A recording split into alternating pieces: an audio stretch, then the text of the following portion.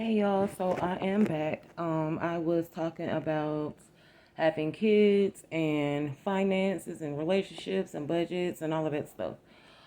So when I had my son when I was 29, of course I've always planned on having multiple kids, but after I had him, I'm like, it's expensive. This is expensive. He grow like weeds, so I gotta buy clothes every 4 or 5 months. Doctor's appointments, toys, just everything that a baby requires. It's expensive. Diapers, um, all of that. So I'm like, you know what? I'm not having no more kids unless I become a millionaire. And there were so many people that were like, you're so selfish that you don't want to have any more kids. He's not going to have anybody to play with. That may be selfish in the eyes of some people, but in the eyes of someone who does finances and who has been budgeting for almost 2 decades, it's just as selfish to have another kid if I know that if I have another kid, it's going to put a strain on me to be able to take care of the kid and myself that I already have. So if I know that I'm already not necessarily broke, but I'm in a financial, I have a financial routine. So if I already know that I have a financial routine, why would I willingly have another child? Um, so that's not selfish. In my opinion, it's not selfish. It's more selfish to have a child when you know that that will put a financial strain on the child that you already have. Then you're not able to take care of that child as much because you have to worry about another child. So I feel like a lot of people are in the situations they are in because they had continued to have children when they should have been worried about their finances. Um, And again, this is not a bashing session. This is not to point any fingers. This is just something that I have learned over the years that I'm not going to financially strain and stress myself out to have another child. Um, I'm going to take care of my child. He's going to have all the things that he needs. He is homeschooled. He has a dog. So he has something to play with. He has toys. He has his games. He has all of this stuff. He has his little cousins. Um, he has other people to play with, which means that I don't have to have any more kids. And financially, it doesn't make sense. I'm not going to. It doesn't matter what anyone says to me. I'm 37 years old. I'm not having any more kids. It doesn't make sense. Um, as a stay-at-home mom, as a work-from-home mom, I see a lot. And it's not fair. It wouldn't be fair to me.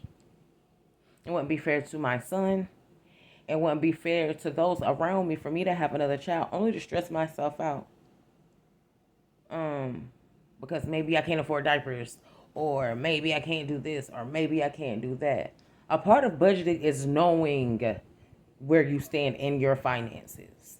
If you don't know where you stand in your finances, you're never going to be able to budget. If you don't take your finances seriously, you're never going to be able to budget. So I say all that to say that having children, being in a relationship, any of these things, all of these things are good, and most people want these things at some point in their lives. But make sure that you are not necessarily rich beyond measure, but make sure that you can financially take care of yourself in the case of an emergency, that you can take care of your spouse, your children, what have you in the case of an emergency. I'm not saying be a gold digger. Oh, if he ain't got no money, then don't talk to him. Or if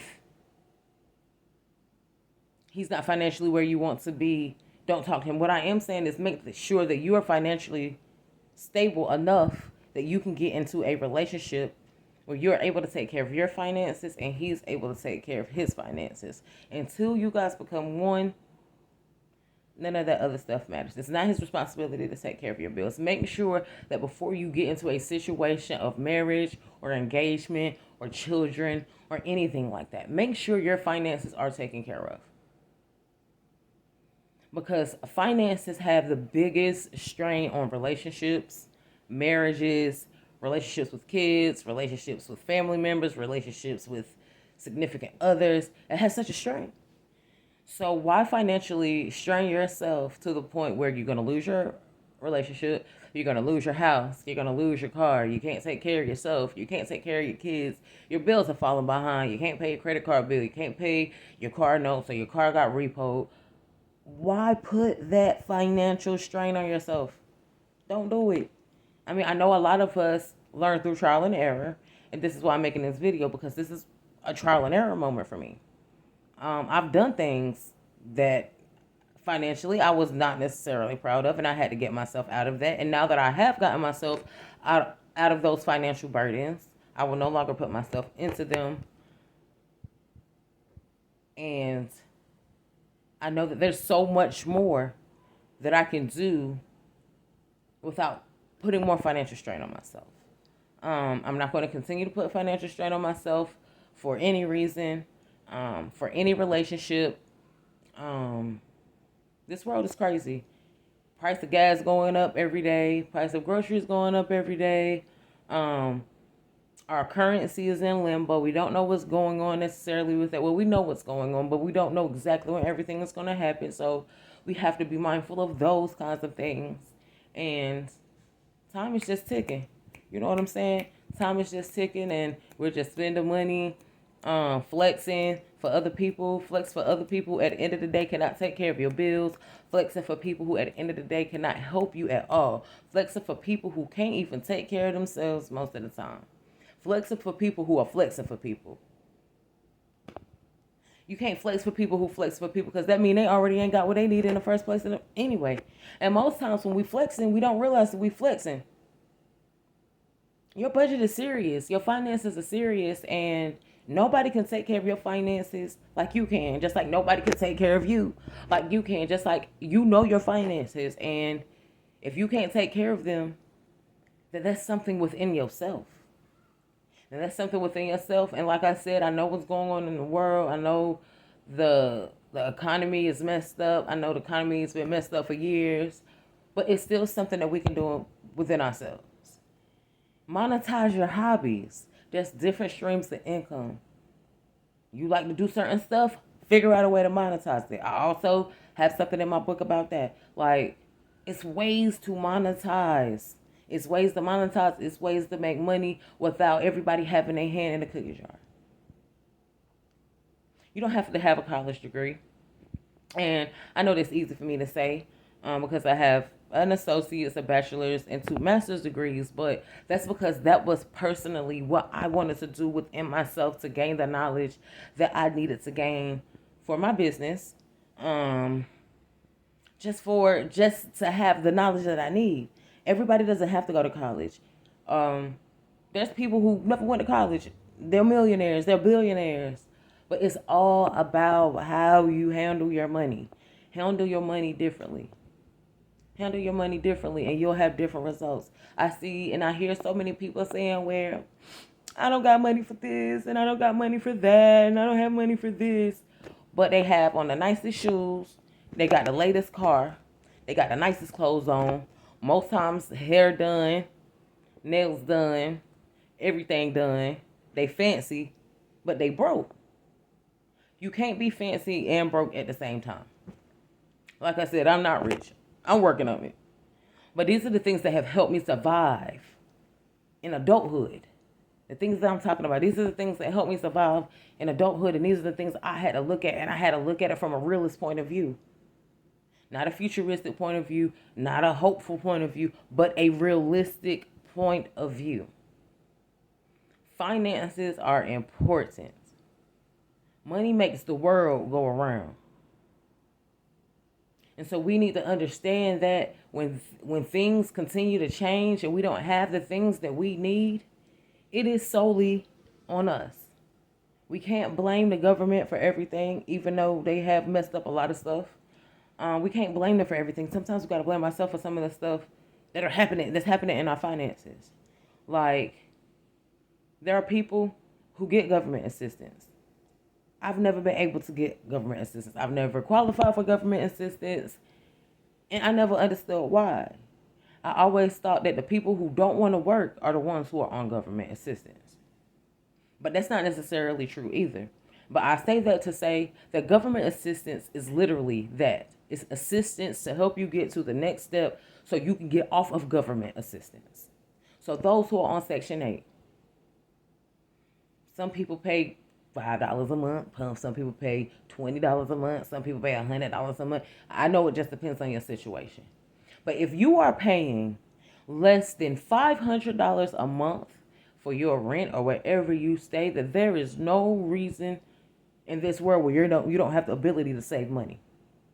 But most times, what most people do is they will like, oh, my rent ain't that much, so I'm gonna go out this weekend. I'm gonna go buy me a new outfit. I'm gonna go on a trip this weekend instead of putting that money in the bank. Now imagine somebody who makes, I don't know, $1,000 every 2 weeks, $1,300 every 2 weeks, and they get Section 8, and they get food stamps, and they have Medicaid. Now imagine if that same person who usually, when they get paid, wastes their money on things that they don't need. Imagine if they put that money in the bank for a year. If a person making $1,000 every 2 weeks puts, I don't know, $800 in the bank every month, I don't know, that's what, almost $10,000, $9,600. That's $9,600. You could get your credit right with that if your credit messed up. You could get your house right with that if you want to buy a house. You could get off of Section 8 like that. But most people like to milk the system. And that's why the government is becoming more corrupt. Because there are people who are milking this system and they're saying that they don't have this and they don't have that, but you're getting government assistance. Thousands of dollars of government assistance a year. But you have a job. And you're broke. But you have a job. But you got the latest Jordans. But you have a job and you still broke. But you got that latest bag though. But you still broke and you got a job. You got a $1,200 bag on your shoulders, but it got $2 in it. Make it make sense. I'll go buy a bag from Walmart for $5 and rather have $10,000 in it, bro. And a lot of people don't get that. This is not me being rude or mean. This is just my opinion, and this is what I have seen over the years from family to friends or just people, random people I see doing this. And these are the same people that are crying about being broke, or crying about the government, or crying about how much they don't make this much money, or how much they should make this, or how much they should make that. But you have on Jordans. You have on a $200 pair of shoes, and you have every pair. But you're complaining that you don't have money, but you have money to buy those shoes. So when it comes to being in a relationship, when it comes to having children, when it comes to all of your wants and needs and all of that stuff, be mindful.